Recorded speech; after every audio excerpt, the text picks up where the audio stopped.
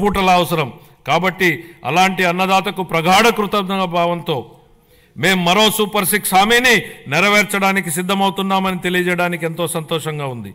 ఎన్ని ఆర్థిక ఇబ్బందులున్నా అన్నదాత సుఖీభావ పథకం కింద ప్రతి రైతుకు ఏటా 20,000 రూపాయల అందించేలా కేటాయింపులు చెప్పామనడానికి గర్విస్తున్నాం అధ్యక్ష.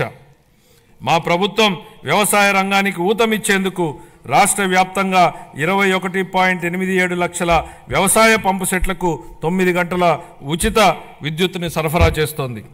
చేపల వేట నిషేధ కాలంలో మత్స్యకారులకు అందించే ఆర్థిక సహాయాన్ని 10,000 రూపాయల నుండి 20,000 రూపాయలకు రెట్టింపు చేస్తామనే మేనిఫెస్టోలోని మరొక హామీని నెరవేర్చడానికి తగిన కేటాయింపులు చేశామని సంతోషంగా ప్రకటిస్తున్నాం.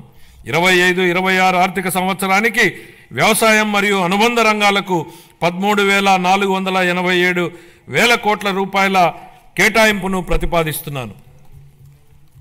పౌర సరఫరాల శాఖ కాలే కడుపుకు పట్టెడన్నం పెట్టడమే మా సిద్ధాంతం అని చెప్పిన శ్రీ నందమూరి తారక రామారావు గారు దాన్ని నిజం చేసే దిశగా 94లో సంవత్సరంలో 2 రూపాయలకే కిలో బియ్యం పథకం ప్రవేశపెట్టారు. దేశం మొత్తం ఈ నమూనానే అనుకరించింది.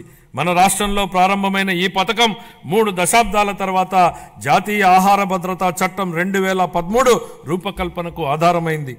ప్రజా పంపిణీ వ్యవస్థ ద్వారా పేదలకు నాణ్యమైన బియ్యాన్ని మా ప్రభుత్వం సరఫరా చేస్తోంది. వచ్చే విద్యా సంవత్సరం నుండి మధ్యాహ్న భోజనం కింద ప్రభుత్వ పాఠశాలలకు మరియు సాంఘిక సంక్షేమ వసతి గృహాలకు ప్రత్యేకంగా ప్యాక్ చేయబడిన నాణ్యమైన బియ్యం సరఫరా చేయబడుతుందని గౌరవ సభకు తెలియజేస్తున్నాను. గత ప్రభుత్వం నిర్లక్ష్యం చేసిన ధాన్య సేకరణ ప్రక్రియను మా ప్రభుత్వం మెరుగుపరిచింది. వ్యవసాయ రాబడిలో వరి కొనుగోళ్లకు ఇచ్చే మద్దతు ధర ముఖ్యమైనది అని మనందరికీ తెలుసు.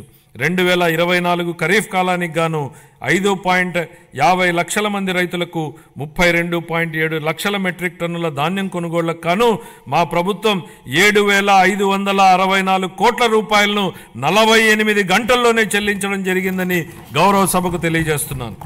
వాస్తవానికి 90% మంది రైతులకు 24 గంటల్లోనే చెల్లింపులు జరిగాయి. గత ప్రభుత్వ హయాంలో పెండింగ్లో ఉంచిన ధాన్యం కొనుగోలు చెల్లింపులకు సంబంధించి 1,674 కోట్ల రూపాయలను మా ప్రభుత్వం చెల్లించింది. తన సోదరీమణుల వంటింటి కష్టాల నుండి గట్టెక్కించడానికి మన గౌరవ ముఖ్యమంత్రి గారు 1999 సంవత్సరంలో దీపం పథకాన్ని తెచ్చారు. ఆ పథకం సాంప్రదాయ కట్టెల పొయ్యి వాడకం నుండి ఎల్పిజి సిలిండర్ల వాడకం వైపుకు పేద మహిళలు మారడానికి దోహదం చేసింది. మహిళలు మహారాణులు అనే విశ్వాసంతో మా ప్రభుత్వం ఆ వారసత్వాన్ని నేడు కొనసాగిస్తూ దీపం 2.0 పథకాన్ని ప్రారంభించింది. ఈ పథకం కింద 90.1 లక్షల మందికి అర్హులైన లబ్ధిదారులకు సంవత్సరానికి 3 ఎల్పిజి సిలిండర్లను మా ప్రభుత్వం ఉచితంగా అందిస్తోంది. ఈ 25-26 ఆర్థిక సంవత్సరానికి గాను దీపం 2.0 పథకం కోసం 2,601 కోట్ల రూపాయల కేటాయింపును ప్రతిపాదిస్తున్నాను. ఈ ఆర్థిక సంవత్సరానికి గాను పౌర సరఫరాల శాఖకు 3,806 కోట్ల రూపాయల కేటాయింపును ప్రతిపాదిస్తున్నాను. సంక్షేమ రంగం ప్రజలకు సామాజిక సంక్షేమాన్ని అందించడమే అధికారం యొక్క ఏకైక విధి బెంజమిన్ డిస్రేలి అన్నారు. స్వర్ణాంధ్ర విజన్ 2047 లక్ష్యాలకు అనుగుణంగా మేనిఫెస్టోలో ఇచ్చిన మా హామీలను అమలు చేస్తూ బడుగు బలహీన వర్గాల సంక్షేమానికి మా ప్రభుత్వం పెద్దపీట వేస్తోంది. వృద్ధులను ఓటు బ్యాంకుగా పరిగణించకుండా వారి జీవితాలకు ఆసరా కల్పించడాన్ని మా ప్రభుత్వం ఒక సామాజిక బాధ్యతగా భావించి మన గౌరవ ముఖ్యమంత్రి గారు సామాజిక భద్రతను ఆర్థిక కోణంలో కాకుండా మానవతా దృక్పథంతో చూస్తూ లక్షల కుటుంబాలకు పెద్ద కొడుకుగా మారి 35 రూపాయలతో ప్రారంభమైన పింఛన్ను ఎన్టీఆర్ భరోసా పింఛన్ల పేరుతో ఇప్పుడు 4,000 రూపాయలకు పెంచడం జరిగింది. దేశంలోనే అత్యధిక సామాజిక భద్రతా పెన్షన్లు ఇస్తున్న రాష్ట్రం మన రాష్ట్రమే.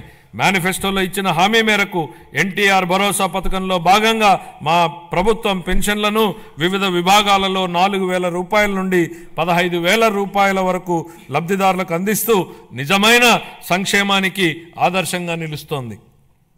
షెడ్యూల్ కులాలు మరియు తెగల విద్యార్థులకు విద్యా సామాజిక భద్రత మరియు ఆర్థిక సాధికారతలపై మా ప్రభుత్వం దృష్టి సారించి వారి కోసం ప్రీ మెట్రిక్ పోస్ట్ మెట్రిక్ ఉపకార వేతనాలను అందిస్తోంది. మా ప్రభుత్వం మొత్తం 27.39 లక్షల మంది షెడ్యూల్ తెగల సామాజిక ఆర్థిక అభివృద్ధికి కట్టుబడి ఉంది. దీనిలో 4.93 లక్షల మంది బలహీన గిరిజనులకు మా ప్రభుత్వం ఐటీడీఏ ప్రాంతంలోని గిరిజనుల విద్య, వైద్యం, మౌలిక సదుపాయాలు, జీవనోపాధి, నైపుణ్యాభివృద్ధి, స్వయం ఉపాధి వంటి వివిధ రంగాలలో సంక్షేమం మరియు అభివృద్ధి కార్యక్రమాలను అమలు చేయడం ద్వారా వారి ఉన్నతికి దోహదపడుతోంది. ఇమాంలు, మౌజన్లు గౌరవ వేతనంగా ఇవ్వవలసిన 90 కోట్ల రూపాయలను 1 సంవత్సరం పాటు గత ప్రభుత్వం చెల్లించలేదు. మా ప్రభుత్వం వచ్చిన తర్వాత వారికి గౌరవ వేతనాన్ని 15,000 రూపాయల చొప్పున చెల్లించాం. నిర్వీర్యమైన వక్ఫ్ బోర్డుని పునరుద్ధరించాం. మద్యం లైసెన్సుల్లో 10% కల్లు గీత కార్మికులకు కేటాయించడం జరిగింది. ధూపదీప నైవేద్యాలకు 10,000 మరియు అర్చకులకు కనీస గౌరవ వేతనాన్ని 15,000కు పెంచాం.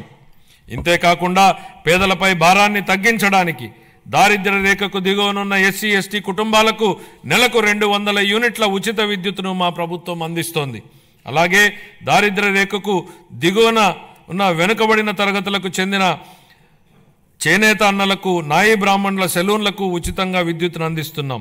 సుమన్ టీవీలో మీ పర్సనల్ అండ్ బిజినెస్ ప్రమోషన్స్ కోసం కింది నెంబర్కి కాంటాక్ట్ చేయండి.